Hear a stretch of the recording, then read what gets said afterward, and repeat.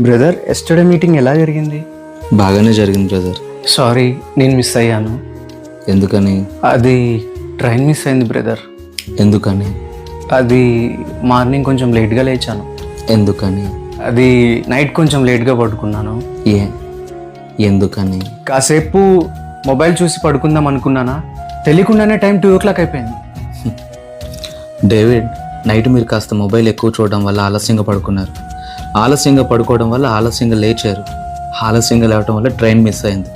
Train miss అవడం వల్ల meeting miss అయింది. చూసారా, ఒక చిన్న తప్పు ఒక పెద్ద నష్టాన్ని కలుగ చేసింది.